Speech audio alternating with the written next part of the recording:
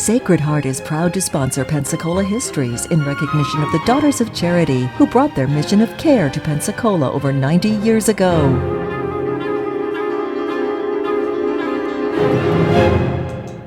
Welcome to our stories of Pensacola, the first attempted colony in all of North America, and this time we have been dealing with the British period. In our previous episodes, we've told of the founding of the coming of the British to West Florida, how Elias Durnford laid out our city as we now know it, the story of what had occurred here through 3 governors and lieutenant governors, and the departure of a governor named Montefort Brown, which left our friend Elias Durnford, the engineer, in charge for an interim period. Now, as he served as the governor, things were going smoothly in Pensacola, but Durnford was receiving fragmented reports of things that were happening first along the Atlantic coast and then along the Mississippi. In the Northeast, at Boston, the famed Boston Massacre had taken place. Many of the colonies were putting together what they called committees of correspondence. They were concerned about British taxation and being treated, they felt at least, that they were second-class citizens. Durnford received this information. It didn't really concern him because there was so much distance between Pensacola and any of the other British settlements. Then something happened in 1770 that did get his attention. A man by the name of James Willing, a sort of a roustabout character out of Pittsburgh, put together a group of men determined to make things difficult for the British along the Mississippi River. He was, of course, a colonial supporter, and he put together about 50 men who floated down the Mississippi, and they literally attacked the British settlements along the river, places like Baton Rouge and Natchez and Fort Butte and Manchac, and they captured them, caused all sorts of disruption there. Then they floated down to New Orleans, where the Spanish governor thus treated them like a long-lost brother. And so this got back to Mr. Durnford, and he said, this could be concern for us, because the British were well aware that at this point in time, the Spanish one day would probably try to get Florida back. And so Durnford made his initial plans, but nothing occurred at that particular point. And finally then, in early 1772, the Board of Trade appointed a new governor. And his name was Peter Chester. Now, Chester and his wife were very different than the other governors. They were close to the royal house. King George III was their friend. And as they began to prepare themselves for their trip to become a governor and governor's lady, they began to do all the things that they felt a governor should do. Now, Mrs. Chester, of course, she had read about how nice things were for the governor at Williamsburg and in Philadelphia and in Boston. And so they went about buying all those things to make their apartments nice. New furniture, new clothes. The king even gave them a full-size portrait of himself to hang in Government House. The Chesters even bought a carriage, and they loaded it all on board a British warship and began their trip to Pensacola. Well, the vessel went to the west. They were rounding the Keys, and something went wrong. The vessel ran aground. There were some lives lost. Everything on the ship was destroyed, and Chesters were lucky to escape with the clothes on their back. And it took several weeks before they finally found a passage on another ship and came to Pensacola, where, of course, they received a very warm welcome from Governor Durnford.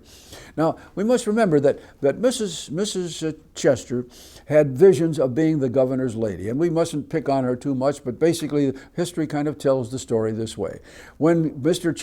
Durnford escorted the Chesters from the vessel to Government House, you can imagine that this lady was expecting something like the palace at Williamsburg, and what she found instead was the somewhat remodeled old Government House that had been put together almost 100 years ago by the Spanish here. She was just downfall. And one of the interesting little side stories is that the story goes that she began to really kind of, well, I won't say pick on her husband, but she encouraged him to have a new governor's palace produced for them. Now, some years ago, one of the local historical societies here in Pensacola received a gift. It was a piece of linen about so long and about so high that had on it, engraved on it, a beautiful drawing of, quote, the governor's palace at Pensacola. And down below there was even a legend which showed where this was to have been. So nobody had ever really heard that the house had been built, but when Gulf Power Company began to construct its headquarters along the bayfront here back in the early 1880s, they engaged Dr. Judy Benz of the university to do a full archaeological dig to see was it possible that that palace had actually been built.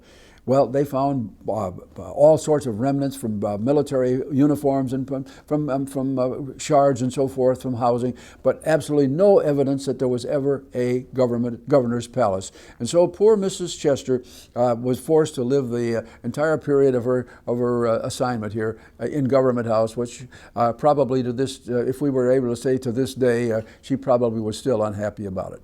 Well, Governor Chester stepped in, and he was far more concerned about events along the Atlantic coast than his predecessor had been. Now, Lieutenant Colonel, or later Colonel Durnford, was still here. He remained now as a sort of an acting interim governor and an engineer, but he would remain here all the way to the end of the British period. He was an active part of our story. Well, Governor Chester immediately looked at what Pensacola had to defend itself. He looked at the old fort, which was down along the waterfront, and he, in a report he sent off to General Haldeman, who was in charge of the southern area at this time, saying, look, we may have trouble here one of these days. We've got to do something. This fort we've got here today would not stop the Boy Scouts in some sort of a raid. We've got to do something better. And so step by step, first General Haldeman, and then General Thomas Gage, who later became the acting general for the British in this area, began to make plans for a new fort. Now, that new fort was to be erected not down on the waterfront where the other one had been, but up on the high ground of Pensacola, which, of course, is where we today have what we call Lee Square. The fort was started slowly, and things worked along over almost the next decade, pretty much as you sometimes see governmental appropriations even today. Money flowed this year, but not next year. The support was here at this time, but not the next time. So it grew, but very slowly, and that was the same was true of manpower. Governor Chester was very concerned that he had very few seasoned British troops. He began to develop what he called his militia, but it was a hastily trained group, just men who liked to drill once in a while and had some semblance of military form, but not much. Well, we come to the year 1776. And by now, of course, activities along the eastern seaboard have built up. The shots had been fired at Lexington and Concord. Word came to Pensacola that this has happened. And then in the late fall of 1776, two things happened. And once again, some of this is legend, some of this may be myth. I cannot prove it, but basically the story was this, that in the fall of 1776, Mr. Wegg, Edmund Wegg, who was the Attorney General, received a letter from the Continental Congress in Philadelphia, along with a copy of the Declaration of Independence. And that correspondence invited the British at Pensacola to become, and that's what this little booklet says here, to become the 14th colony in rebellion against Great Britain. Well, Mr. Wegg quickly shared the letter with Governor Chester, who promptly threw it in the fire and made very sure that no one else ever heard about this correspondence inviting them to join the rebellion. But all that did, of course, for Governor Chester was that he was now going to be very sure that they speeded up the process of defense. And so he got a little more encouragement from General Gage, not a lot. It proceeded on. And then we come to the year 1777. And in that year, two things happened that are of importance to our story. One of them was many hundreds of miles away. This was up in at the little community of Saratoga, New York. And it was at this point that the American forces, led by General Gates and General Benedict Arnold, scored the first great victory of American troops over the British when they defeated an army led by General Burgoyne. Well, that victory was like a lightning rod sending a message across the ocean to Benjamin Franklin and John Adams, who are our representatives in France. They were there trying to negotiate with the French and with the Dutch for money or actual military support for the revolution. Heretofore, the Americans had been going it alone, and things were very tight with them. Well, that one victory convinced the French that the Americans had a chance, and they were willing to do almost anything they could to embarrass the British.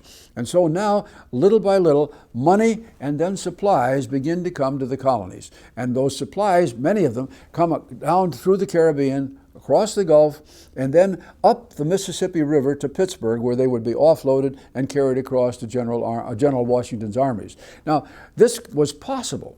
This became possible, that traffic on the river, only because the Spanish governor at New Orleans let it happen. He could have stopped it in a heartbeat, but he didn't.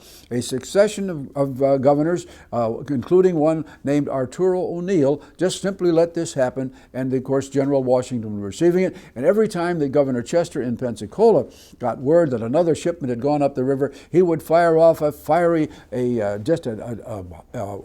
almost bombshell letter to the governor at Spanish New Orleans, protesting. But of course, the governor would say, "Well, it must have happened at night. We didn't see what happened, what went up the river." And that's the way things proceeded up until the early part of 1779. And then again, two things happened. The first was the Spanish were encouraged to join the French in their war against the Americans. Now, please understand the story is rather confusing here. The Spanish became allies of the French. They did not become allies of the American colonists. The Spanish goal was just one point. They were going to try to use this alliance to attack English Florida and get it back for the Spanish government. When that happened, the man who had been the governor in New Orleans, today we would have called him a dove, a man who did nothing to aggravate the situation there. This man had allowed the shipments of arms. He had certainly not been a hawk in any sense. He was replaced by a much younger man, a 34-year-old Governor Bernardo de Galvez, or General Bernardo de Galvez. Now, de Galvez was entirely different than his predecessor. He was sure that the Spanish could now attack Florida, get it back for Spain, and he began to make plans immediately. Now, of course, back in Havana, in Cuba, the leadership there said, "Now wait just a minute. Remember what happened to us when we jumped into the war on the behalf of the French back in 1762. We lost very heavily on that because we were not prepared. Now, before we do anything, let's be sure that we have an overpowering predominance in either naval force or armed force." So step by step, new army, new people began to flow into Spanish Louisiana, and the naval force was developed as well.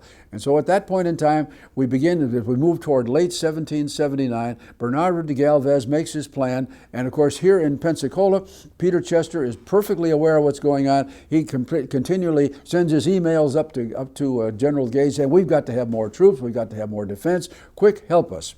Well, at this point in time, they do. The General Gage appoints a new commander here, General Sir John Campbell. Campbell is a much decorated, very prominent British general. He comes here. He's accompanied by about 1,200 men. They are largely men who we would call loyalists, who had been dislodged from their homes in Maryland and in Pennsylvania, had been drilled into new companies, and they arrived with Campbell, along with another group of regular loyalist soldiers from the British artillery.